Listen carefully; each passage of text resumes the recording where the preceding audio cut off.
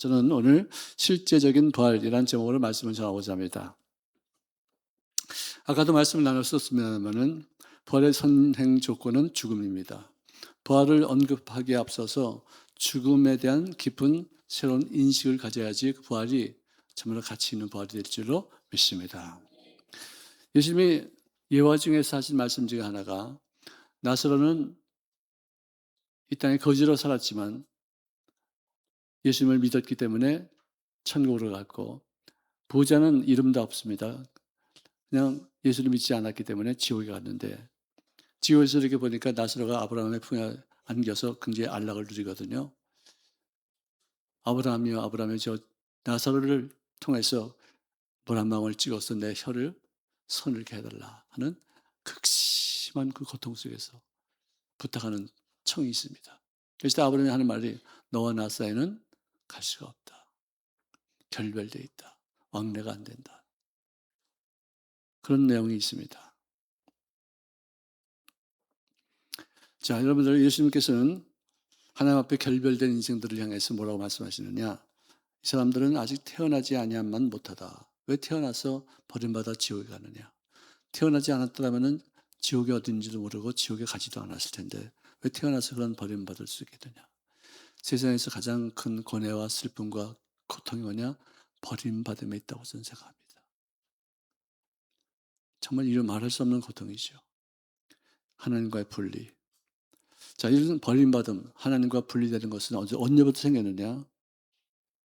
내가 선악을 알게 하는 그 나무의 열매를 먹는 날에는 분명히 확실하게 예외 없이 분명히 정확하게 반드시 죽게 되리라. 여기서 히브리서에서 여기서의 죽음은요, 사람이 죽어서 땅에 묻혀가지고 사라지는 것이 아니라 결별되는 것, 관계가 끊어지는 것, 서로 소통이 안 되는 것, 이것을 죽음이라고 말합니다. 그러니 죽음이라는 건 뭐냐? 아담의 죄로 말미암아 하나님과의 단절된 그 상태가 영적인 죽음이에요. 그래서 이 영적인 죽음을 대속하기 위해서 예수님이 버리심을 받아야 되는데, 그때 주님께서 기도한 내용, 십자가에 달려서 말씀하신 7마디 중에 한 마디가 이것이었습니다. 나의 하나님, 나의 하나님, 어찌하여 나를 버리셨나이까? 예수님은 항상 하나님을 아버지라고 말했습니다. 아버지 집에 거할 것이 많도다.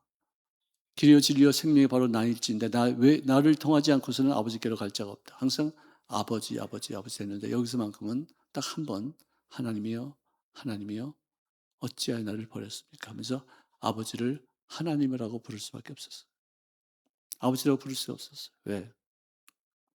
모든 인류의 죄를 대속하기 위해서 죄덩어리가 되어서 시커멓고 더럽고 추악하고 냄새가 펄펄 나는 예수님을 보고서 그 거룩하신 주님이 외면하시고 버리셨어요. 우리가 버림받아야 될 그 자리에 그분이 대신 나를 대신해서 버림받아서 하나님을 아버지로 부를 수 없었어요. 버림받으면 이렇게 무서운 겁니다. 자, 그래서 나중에 예수님 부활하시고 나서 나의 하나님 나의 아버지 너희 하나님 너희 아버지께로 내가 돌아간다 이렇게 말씀하시고서 하나님과의 관계가 다시 아버지의 관계로 바뀌어졌다는 것을 말씀해 주고 있습니다. 이 영적인 죽음이죠. 혼의 죽음은 뭐냐? 나의 이성, 나의 자아, 나의 자존심 이런 것이 자기 혼이라고 말할 수 있는데, 남편이 나의 기호에 맞지 않아. 내가 기대했던 사람이 아니야. 나의 어떤 기대심을 미치지 못하는 어떤 그런 상태가 되었어요. 아내가 그렇습니다. 자녀가 그렇습니다. 부모가 그렇습니다. 상대가 어쨌든 간에 내 기대치에 미치지 못하는 그 순간에 그 사람에게 말하기를 당신은 다 좋은데 이거 하나만 고쳐야 돼요. 이거 하나만 바꿔. 왜 당신은 꼭 그렇게 해야 되지? 이렇게 해봐. 나 봐. 나는 이렇게 하잖아. 왜 당신은 이렇게 해? 상대편을 바꾸려고 하는 마음이 있어요. 자, 여기서 결혼 생활 한 40년 한 사람만 손 들어보세요. 네. 어떻게 아내를 좀 바꿀 수 있겠습니까? 없겠습니까?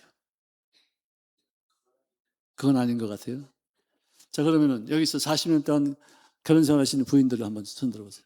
또 남편이 바뀌어집니까? 안 바뀌어집니까? 안 바뀌어요? 그거는요, 안 바뀌게 돼 있어요. 하나님이 그렇게 만들었어요.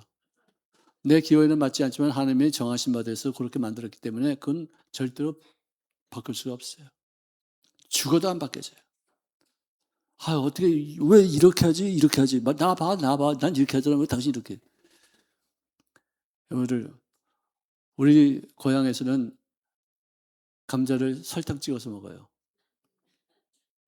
남편 고향 집에서는 감자를 소금 찍어서 먹어요.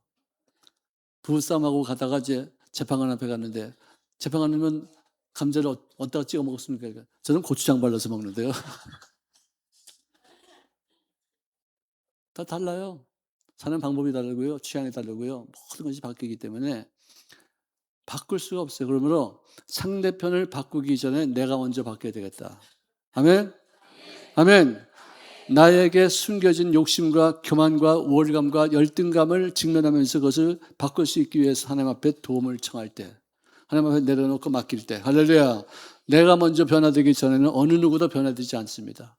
세상은 그대로 있어도 내가 변화되면 세상이 바뀌어지고, 세상은 그대로 있어도 내가 안 변하면 세상이 안 변해요. 난 예수 믿고 나서 제일 성령 충만 받고 나서 세상이 달라져 있어요. 어떻게 이렇게 아름다운 세상이지? 아멘? 세상이 바뀐 게 아니고 내가 바뀐 거예요. 성령으로 충만하니까 시야가 달라지고 생각하는 바가 달라지고 성령님이 내 속에서 내 인격을 다스리고 계시기 때문에 내가 하던 짓이 아니에요. 하나님이 나를 주관하고 계세요. 세상이 바뀌어지는 것이에요. 할렐루야. 할렐루야. 그러므로 예수님께서도 친히 십자가에 못 박혀 죽기 바로 직전에 하나님 앞에 기도한 내용이 있습니다.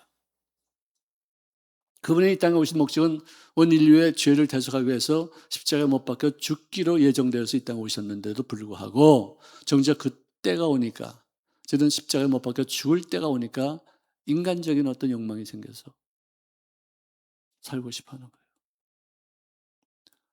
어떤 분이요, 106세까지 살았어요. 제가 목회하던 여의도 직화성전에 있었는데 그분인데 105세 때 예수를 다시 믿기로 마음먹었어요. 그러면서 나한테 하는 말이, 목사님, 내가 106세까지 산 이유가 이제 알았대.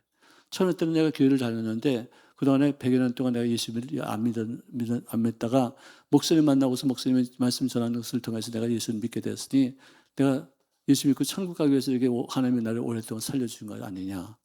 그런 말을 하는데 제가 참 은혜스러웠어요. 어쨌든 예수님께서 이 땅에 오실 때는 자기가 십자가에 못 박혀 죽기 위해서 오셨는데 인간적인 생각에 그는 완전한 하나님이셨지만 완전한 인간이었기 때문에 죽음을 두려워하고 피하기를 원하고 살고 싶은 마음이 있어서 하나님 앞에 기도하기를, 하나님, 내가 반드시 이 잔을 마셔야지만 되겠습니까? 내가 꼭 죽어야 되겠습니까? 내가 나이가 33밖에 안 되는데 많은 능력이 있고 젊음이 있고 할 수 있는 일들이 많은데 내가 죽어야 되겠습니까? 내 생을 포기해야 되겠습니까? 하지만 내 뜻대로 마옵시고 아버지의 뜻대로 이루어지기를 원하나이다. 혼의 죽음이에요. 자기를 포기하는 것이, 자기 십자가에 못 박는 것이. 저희 아버님이 94세에 돌아가셨는데요. 우리가 환송 예배를 드렸어요. 다 드리고서 아버지 천국 가는 거 맞죠? 그럼 야, 너희 엄마가 37년 전에 봤던 그 빛을 내가 요즘 조금 있으면 나도 그거 보게 될 거 아니냐? 그 빛이 무슨 빛이래요? 황금빛이잖아, 황금빛. 아버지 옛날부터 어머니가 아버지하고 그 빛을 봤다고 그랬는데 빛 색깔은 얘기하지 않으셨잖아요. 그때 색깔이 있었는데도 그 말로 표현이 안 돼가지고 난 못했는데 한 30년 지나고 나니까 그걸 내가 표현할 수 있게 돼서 이 문제가, 내가 그 빛이 황금빛이었다. 이제 나도 너희 엄마가 본 것 같이, 나하고 같이 본 것 같이 나도 이제는 딱 단독적으로 그걸 볼 것이다. 천국에 대한 확신이 확실하게 있었어요. 근데 기도해줘. 나 좀 더 좀 살 수 없겠니? 아니 100세까지 거의 다 살았으면 이제는 포기할 수 있을 만한데 죽음을 포기하기가, 아니 죽음을 받아들이기가 그렇게 어렵다는 것이. 천국 가는 거 안 돼도 그래도 5분만 더 살고 싶은 거예요. 인간의 본능이에요. 그런데 예수님께서 그 젊은 나이에 죽어야 된다고 생각할 때 살고 싶은 욕망이 없었겠습니까? 근데 자기를 십자가에 못 박는 거예요. 의들의 신앙생활도 깨어지면서부터 신앙이 시작이 되는 것이에요. 나의 고집, 나의 경험, 나의 어떤 이성, 나의 어떤 그 논리 이런 것들이 다 무너지고 하나님이 살아계신 그런 어떤 역사하심이 분명히 체험될 때 이거는 하나님이다. 이거는 인간의 논리가 아니다. 이것은 도저히 내 머리로 측량이 안 되는 것인데 이런 일들이 생기는 것은 하나님이 계시다는 증거다. 자기가 깨어져야지만 예수님을 받아들이고 영접하고 신앙생활을 할 수 있게 되는 것이에요. 그래서 어떤 분은 그래요. 어떤 집사님, 너는 집사지만 깨어지지 않았어. 깨지지 않아가지고 밤낮 그렇게 교만하고 밤낮 이렇게 부정적인 이야기하고 깨져야 돼, 깨져야 돼, 깨져야 돼. 이런 분들이 계세요. 이건 진짜 맞는 말인 것 같아요. 깨지면 모든 것이 수락이 되어져. 깨지면은 전능자 하나님을 경험하게 되어지고 깨지면 기적이 무엇인지를 체험하게 될 줄로 믿습니다. 그 다음에는 육체적인 죽음이에요. 가장 공평하고 어느 누구에게나 피할 수 없는 확실한 진리입니다. 전 세계에서 80억 인구 중에서 1년에 약 6,300만이 지금도 죽어가고 있습니다. 한국에서는 하루에 1,000명이 죽어가고 있어요. 이 죽음이라는 것은 뭐냐? 흙으로 사라지는 그 허무함이 죽음보다 더 무서운 고통이라는 것이죠.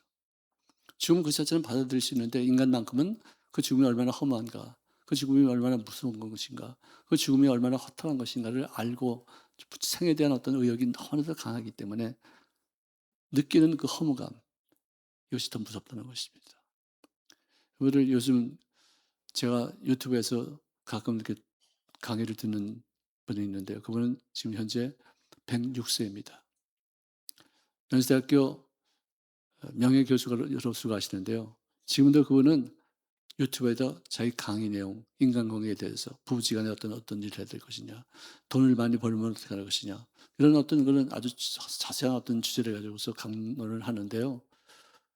어쩌면 그 106세 되신 분의 기억력과 논리와 그다음에 언변이 이렇게 강하신지 깜짝 놀라요. 야, 106세 이 정도로 사시면서 이 정도라면 살만하겠다. 그건 아침에 일어나가지고 체조하고 그다음에 수영장 가가지고 1시간 동안 수영하고 책 쓰고 또 책 읽고 강의하고 또 부르면 또 쫓아가서 또 강론하고 정말 기가 막힌 분이세요. 나도 그렇게 되면 안 될까 이런 생각도 좀 해봤어요. 아무나 그렇게 되는 건 아니겠지만 그래도 한번 꿈을 꿔봤습니다. 자, 요즘은 이제 인간이 물질 만능주의가 되어져서 돈 때문에 인간을 버리는, 인간을 죽이는, 인간을 처참하게 소멸시키는 일들을 수도 없이 보고 있습니다.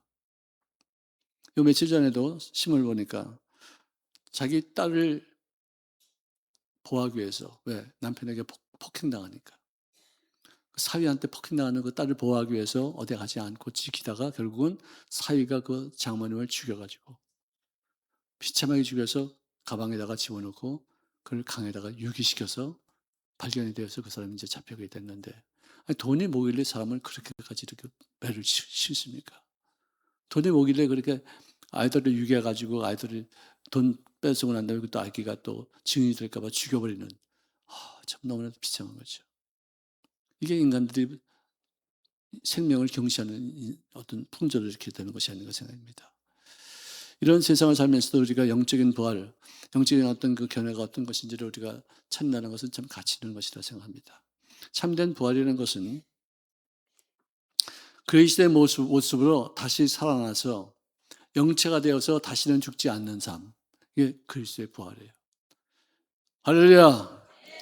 물론 회당장 야이로의 딸이 8살 때 죽었다가 예수님이 찾아가셔서 그에게 말씀을 전함으로 인해서 그에게 살리는 역사가 있었고, 과부의 청년 아들이 어떻게 엄마보다 먼저 죽어서 그 아이는 하나만 바라보고서 살았던 그 과부가 통곡을 하면서 지나갈 때 관을 세우시고 그 청년을 이렇게 세우셨던 일들이 있습니다.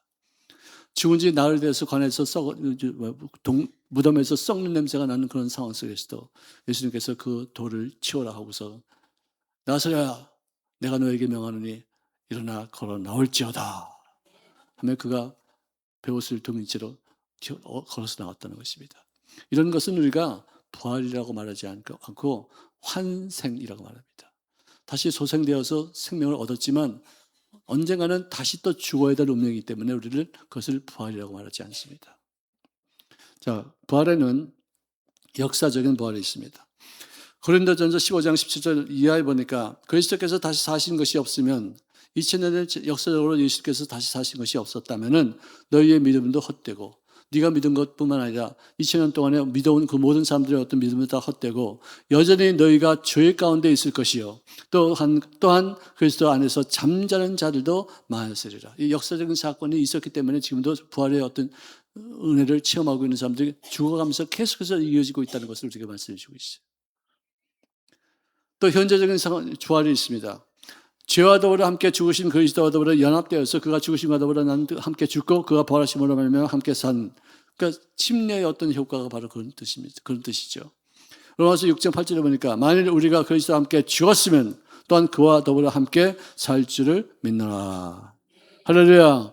예수님과 더불어 함께 십자가에 못 박혀 죽은 그것을 물속에 풍덩 들어갔다가 거기서 나는 죽고 다시 태어나면서 숨을 푹 쉬면서 그리스도와 더불어 함께 살았던 연합된 어떤 모습을 우리가 현재적인 부활이라고 이렇게 말씀할 수 있는 것입니다. 미래적인 부활이 뭐냐? 예수님의 재림시에 이루어질 한 사건인데요. 썩을 것으로 심고 썩지 않을 것으로 다시 살며 욕된 것으로 심고 영광스러운 것으로 다시 살며 약한 것으로 심고 강한 것으로 다시 살며 육의 몸으로 심고 신령한 몸으로 다시 사나니 육의 몸이 있은 적 또한 신령한 몸이 있느니라. 할렐루야. 육체의 몸은 이거 우리 몸이죠. 신령한 몸은 뭐냐면은 예수님이 문을 다 닫고 있는 어떤 그 방에 거기서 들어오신 것. 신령한 몸이에요. 내가 이 마이크에 손가락이 이렇게 지나가지 못하는 것은, 걸리는 것은 뭐냐? 입자의 배열이 서로 엉켜 있기 때문에 이게 걸리는 거예요. 근데 입자 배열을 전부 다 이렇게 똑같이 만들면 통과할 수 있다는 것이죠. 근데 그런 몸인데도 그분은 뭘 먹으셨어요. 뭘 드셨어요. 그러니까 우리 몸은 영체가 되어도 먹을 수도 있고 안 먹을 수도 있고. 할렐루야. 정말 영체의 몸은 신비롭습니다. 신령합니다. 이런 몸으로 우리가 바뀌어지게 될 줄로 믿습니다. 여러분, 부활신앙 이 교회 전에는 우리가 죽는 신앙이 필요하다고 생각했는데 성경에는 뭐가 더 있을지 모르지만 제가 대표적으로 찾아본 사람 중에서 너무 힘들고 지치고 외롭고 버림받았다는 생각, 또 주님이 하시는 일이 나오고 정말 상반되는 어떤 일들을 하시는 것을 보고서 이해하지 못해서 기도한 내용 중에서 3분이 하나님 저 살고 싶지 않아요. 저 좀 죽여주실래요? 저 죽고 싶어요. 왜? 모세는 어떤 기도를 했냐면 하나님 나의 백성들이 항상 고기 달라고 저렇게 때려서 저렇게 애고라고 복고라는데 나 이 사람들 내가 먹이지도 못하고 이 사람 내가 책임질 수도 없고 내가 너무 과중하니까 난 진짜 도저히 할 일이 없습니다. 난 죽는 일밖에 없습니다. 나를 좀 죽여주세요. 그래서 너무 지치고 너무 힘들어서 하나님 앞에 내려놓는 어떤 그런 장면이 나옵니다. 자살이 아니에요. 자살이 아닙니다. 자살하면 지옥 가니까 하나님이 죽여주세요. 그거예요. 여러분 그런 기도 해본 적 있습니까? 너무 힘들 때 너무 고통스러울 때 그런 기도 할 수도 있겠죠. 저는 예수 믿고 나서는 그런 적이 한 번도 기억은 없습니다. 그런데 앞으로 또 어떤 일이 생길지 모르겠지만 장담 못하겠지만 그러나 하나님이 나를 데려가실 때까지는 나 악착같이 살라고 합니다. 할렐루야. 자, 이런 과도한 책임을 주님 앞에 아뢰면서 죽여달라고 했을 때 하나님께서는 70명의 장로들을 세우셔서 모세가 하고 있던 그 모든 일들을 분담하는 배려를 해주셨어요. 그리고 고기를 달라고 뗐으니까 메추라기 떼를 한 떼, 두 떼 그냥 하늘에 그렇게 새까맣게 해가지고 떨어지게 해서 그 메추라기를 먹게 만드셨어요. 그래서는 모세가 하나님께 기도하기만 하면 응답받는다는 사실을 깨닫게 하셔서 모든 백성들 앞에서 영적인 권위를 새롭게 하는 어떤 모습을 보여주셨습니다. 나 같으면은 야, 너 죽고 싶으냐? 그래, 한번 죽어볼래? 거기서 죽였을 것 같은데 주님은 그렇게 지치고 힘들어하는 그 모세를 긍휼히 여기시사 그에게 새로운 기회를 주시고 또 문제를 해결해 주시고 또 책임감을 좀 낮게 만들어 주셔서 살아갈 수 있도록 그 기도를 하기 전보다 더 좋아지는 환경을 만들어 주시는 것을 믿으시기를 주의 이름으로 축원합니다. 그렇다고 해서 여러분들 지금부터 난 죽여주시옵소서 그런 기도 하라는 얘기가 아니에요. 평생에 한 번 정도는 할 수 있을지 몰라도 밤낮 죽여주시옵소서. 죽여주시면 진짜로 너 2번 말했다, 너 3번 말했다, 죽여줄게 하고서는 죽으면 어떡해. 여러분들 그런 기도 함부로 하는 게 아닙니다. 너무 힘들 때. 제가 저게 성경책에서 통해서 이런 분이 3분밖에 없었다니까요. 또 찾을 수도 있겠죠, 앞으로. 자, 그다음에는 엘리야가 로뎀나무 아래 피해서 하나님 앞에 나 죽여달라. 나 지금 도저히 기력이 없습니다. 지쳤습니다. 할 수 있는 것이 아무것도 없습니다. 왜 그렇게 했냐면은 바알 제사장들과 엘리야 혼자서 내기를 했습니다. 우리가 재물을 얻고 하나님 앞에 기도해서 불로서 응답하는 분이 진정한 하나님이다. 내기를 했어요. 근데 바알 선지자들이 바알이여 바알이여 우리에게 불을 내리시옵소서. 당신이 진정한 의미에서 우리들의 하나님 아니십니까? 바알이여 바알 그랬는데 야 너희 하나님은 주무시냐? 어디 잠자러 가셨냐? 어디 휴식하고 가셨구나. 막 저런 애들 안 되는 거죠. 근데 엘리야가 딱 나타나가지고 그런 하나님이시여 하나님이신 여호와께서 우리들의 하나님이심을 불로 내리심을 통해서 증명하여 주시옵소서. 그렇게 했더니 불이 확 임해가지고 거기 물로 다 채웠던 어떤 그런 제단에 다 타보고 물이 마르고 아주 전부 다 재물이 다 타버렸습니다. 그걸 보고서는 엘리야가 칼을 뽑아가지고 그 450명의 선지자들 강가로 내려가서 여러분들 450명을 쳐 죽이는 거 상상이 됩니까? 한 사람 목을 치기도 그 보통 일이 아닐 텐데 근데 그걸 다 하고 나니까 얼마나 피곤했겠어요. 얼마나 정말 지쳤겠어요. 근데도 지진지도 모르고 그냥 성령에 충만해가지고 그냥 뛰어올라가지고 산에 가서 구름이 떠 있는지 한번 봐라. 그래서 게하시를 시켜서 심문을 시킵니다. 그러고서 그는 이 무릎 사이에 얼굴이 들어가도록 기도에 참여를 하는 거야. 하나님 불을 내리시옵소서. 불을 내리시는 하나님께서 이제는 가뭄을 해소하시는 물을 내리시옵소서. 비가 오기를 원합니다. 비가 오기를 원합니다. 계속 여러분들 기도를 진짜로 열심히 기가 막히게 오랫동안 하면 이 배가 막 땡겨요. 얼마나 땡기지 아파요. 막 아파요. 근데 아마 그가 배가 너무나도 아파가지고 그렇게 고개를 숙이고 있었겠는지 모르겠습니다. 게하시야 다시 한번 가봐라. 아직 구름 뜬 것이 없어. 다시 가라. 7번을 보냈는데 결국은 7번 만에 손바닥만한 구름이 떴습니다. 우선 좀 이따 비가 확 내리는데 말 타고 가지 않고 마차 가지 않고 뛰어서 왕 앞에 가가지고 왕의 지어 이제 가문이 해소됐습니다. 그래서는 지쳐서 파죽음이 된 거예요. 그렇게 힘을 썼으니, 그렇게 많은 애를 썼으니, 우선 죽여달라고 그러는 거예요. 그래서 주님께서는 그에게 먹이기도 하시고 마시기도 하고 쉬기도 하시고 먹이기도 하시고 마시기도 하시고 쉬기도 하시면서 필요를 해소한 후에 새로운 사명을 주셨는데 아람과 이스라엘 왕을 세우시고 엘리사를 후계자로 삼는 어떤 그런 놀라운 일들을 감당하게 되었었어요.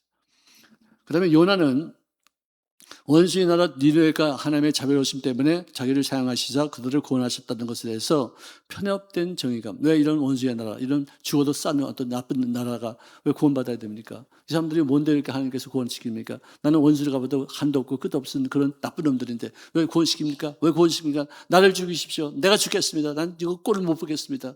하나님 왜 이러십니까? 그래서 주님께서 앉아있는 그 위에다가 박넝쿨을 탁 깔아주셨어요. 그러니까 시원하니까 야 살만하네. 괜찮아요. 선선하네. 근데 좀 이따가 벌러지를 갖다가 가져와서 그 박넝쿨을 씹으니까 또 바짝 마르니까 아이고 뜨거워. 아이고 나 죽겠습니다. 나 죽는 게 낫겠습니다. 그러더니 주님 하신 말씀이 야 내가 수고도 하지 않고 재배도 하지 않았던 이 박넝쿨을 하룻밤에 놨다가 하룻밤에 말라버리는 이 박넝쿨을 네가 아낀 거 아니냐. 하물며 너는 이 박넝쿨조차도 귀여기고 아꼈는데 자원을 분별하지 못하는 백성들 12만 명이 여기서 죽어가고 있는데 그 사람들을 내가 아끼는 것이 잘못된 일이냐. 죄인이건 잘못했건 우리의 원수건 어쨌든 한 상령이 천하보다 귀한데 이들을 구원시키는 것이 너희 사명이고 내가 해야 될 일이 아니었겠느냐. 가축도 마찬가지다 하면서 당신이 죄인들을 얼마나 사랑하시고 우리에게 해를 끼쳤던 그런 원수의 나라도 얼마나 귀히 여기시는 것인가를 우리들에게 알려주셔서 전도의 사명을 감당하게 하신 줄로 믿으시기를 주의 이름으로 축원합니다. 사도 바울은요 어떤 죽음을 믿었느냐. 내가 여기서 포기하면 내가 여기서 주장을 철회하면 내가 여기서 내 뜻대로 되는 것을 내가 하나님 앞에 맡기기만 하면 하나님이 나를 통해서 당신의 뜻을 이룰 수 있는 귀한 기회가 되어지게 될 줄로 믿습니다. 죽음 다음에 부활의 내가 죽을 때 하나님의 부활하시는 귀한 역사를 체험할 수 있을 것이라는 것을 깨닫고서 그는 말씀하기를 나는 날마다 죽노라. 할렐루야. 나는 날마다 죽노라. 여러분 저도 목회하면서 느낀 것이 뭐냐. 제가 장로님들한테 이겨놓으면요. 뭐 장로님이 아니라도 어떤 목사님하고 내가 싸우다 이겨놓고 어떤 성도한테 내가 싸우다 이겨놓으면요. 내가 그 다음에 할 수 있는 것은 뭐냐? 지는 것밖에 없어요. 근데 내가 져놓으면요. 하나님이 어떻게 일을 하다가 잘 이렇게 수습해가지고 그 진 인생을 역전 드라마를 써서 승리하게 만드시는 때가 올 줄로 믿으시기를 바랍니다. 목회하면서 저는 많이 포기합니다. 많이 양보합니다. 많이 내 유익보다도 그들의 유익을 위해서 내가 뭔가를 드리고 나면은 이상하니만큼 역전 드라마가 나타나서 그들 나에게 해를 끼쳤던 사람들, 나에게 지장해서 나를 갖다 떡을 만들었던 사람들, 그 사람들이 어떻게 어디로 가든지 사라지고 나만 남게 되더라. 할렐루야. 할렐루야. 따라합시다. 지는 것이 이기는 것이다. 죽는 것이 사는 것이다. 아멘. 그래서 사도 바울은 이 맛을 알기 때문에 나는 날마다 죽는다. 죽기만 하면은 하나님이 부활시켜서 더 좋은 일대로 만드는 것을 내가 수없이 봐왔노라. 싸우지 마십시오. 주장하지 마십시오. 포기하시고 맡기시고 주님의 뜻을 이루기 위해서 내가 죽노라고서 고백하시면은 주님이 알아서 승리. 어떤 승리냐? 역전 승리. 할렐루야. 할렐루야. 난 이거 철두철미하게 잘 믿습니다. 많이 경험해 봤어요. 자, 역전승을 믿는 어떤 그런 죽음을 통해서 희생하고 헌신해도 반드시 그것을 드라마를 아름답게 역전승으로 바꿔주실 줄로 믿습니다. 역전승의 아주 대표적인 어떤 하나님의 말씀이 있습니다. 로마서 8장 18절인데요. 원문은 이렇습니다. 현재의 고난은 장차 우리에게 나타날 영광과 좋게 비교할 수 없도다. 현재 내가 고통받고 괴로움 당하지만 조금만 지나고 나면 이 고통이 변화해서 나에게 좋은 열매가 되어지고 나에게 좋은 하나님의 영광이 되어지게 될 줄로 믿습니다. 라고 생각할 수 있지만 그것을 좀 더 확대하면은 내가 이 땅에 살면서 내가 받는 그 고난은 장차 궁극적인 부활의 때 우리에게 나타날 영광, 즉 부활의 영광에 좋게 비교할 수가 없게 될 줄로 믿습니다. 여기까지 갈 수 있어요. 현재 내가 사는 동안에도 내가 고난을 받으면서 역경을 통과하면서 많은 아픔이 있지만 결국은 그것을 통해서 더 좋은 미래를 만들어 간다는 사실을 우리가 알지인데 이것이 하나의 어떤 짧은 동안의 것이 아니라 내 생애 전체를 통해서 내가 이 땅에 사는 동안에 이 땅에서 현재 겪고 있는 그 고난이 부활이 날 때 받을 수 있는 그 영광에 비교가 되지 않을 만큼 큰 영광이 되어지게 될 줄로 믿습니다. 여러분들 기독교는요 손해보고 사는 거예요. 희생하고 사는 것이에요. 양보하고 사는 것이에요. 졌다고 사는 것이에요. 그러면 부활의 드라마를 쓰시사 역전승을 반드시 행하실 줄로 믿습니다. 그의 말로의 홈런을 씌워요. 그걸 뭐라고 그래요? 대역전극이라고 그래요. 그보다도 더 큰 역전은 뭐냐? 부활의 영광인 줄로 믿습니다. 할렐루야! 할렐루야! 제 얘기해서 미안합니다만은 저희 어머님이 돌아가시기 전에 사흘 전에 여보 저 천정에 불이 새니까 가서 빨리 지붕을 좀 고치라고 그러는데 보니까 빛이 하나가 싹 들어오더래요. 천정에서. 한 타일 같이 생긴 천정인데 이렇게 못 하나가 빠져가지고 이렇게 하나가 기울어졌는데 거기서 빛이 들어오더래요. 그래서 그래 알겠어. 근데 보니까 시간이 오전 3시예요. 3시에 어디 그런 빛이 들어올 때가 어디 있습니까? 근데 좀 있다가 저 앞에서 큰 빛이 이렇게 있는데 여보 저건 무슨 빛이에요? 우리 아버지가 의자를 갖고 와서 그림자를 이렇게 해보니까 그림자가 없고 커튼 그 뒤에서 빛이 이렇게 비치더래요. 그래가지고 우리들이 바깥에서 자고 있었는데 갑자기 안방에서 막 통곡하면서 막 외치면서 우는 소리가 들려서 너무 놀라가지고 어머니 돌아가셨나 싶어가지고 호떡 나갔더니 저희 아버님 문을 탁 열고 나오시면서 얼굴에서 뽀얀 광채가 나는 얼굴 하면서 야, 너희 엄마 이제 살았다. 너희 엄마 이제는 살았어. 하나님이 우리에게 표적을 보여주셨어. 어떻게 그런 빛이 있을 수 있냐? 어떻게 내가 손을 갖다 도 그림자가 없냐? 너희 엄마 살았어. 하는 그 순간에 저희들은 아니 우리 어머니가 살 것 같으면 꼭 그렇게 할 게 아닌데 데려가시겠다는 어떤 약속이 아닌가? 데려가셨다는 어떤 신호가 아닌가? 그렇게 의심도 없잖아 했지만 그래도 우리 아버지가 사신다고 그러니까 맞습니다 아버지. 우리 아버지 어머니 살 겁니다. 우리 기도 많이 했는데 금식 많이 했는데 그러고 나서는 사흘 만에 돌아가셨는데요. 저희 아버님이 돌아가시기 바로 사흘 전에 말씀하시기를 너희 엄마가 봤던 그 황금빛 나도 이제 며칠 있으면 볼 것이다. 그렇게 말씀하셔요. 아버지 무슨 빛이요? 황금빛. 근데 여태까지는 아버지가 그냥 빛이라고 말씀하지 않았었습니까? 근데 그때는 그게 황금빛이었는데 너무 찬란하고 너무 영광스럽고 너무 영화로워서 내가 입술로 고백할 수 있는 단어가 없었어. 뭘로 표현할 길이 없었는데 내가 40년 동안 내가 어머니 돌아가신 다음에 사는 동안 내가 가만히 생각해보니까 그 빛은 황금빛이었다. 할렐루야. 내 아버지 집에 있을 곳이 많도다. 그렇다면 내가 너에게 일렀으리라.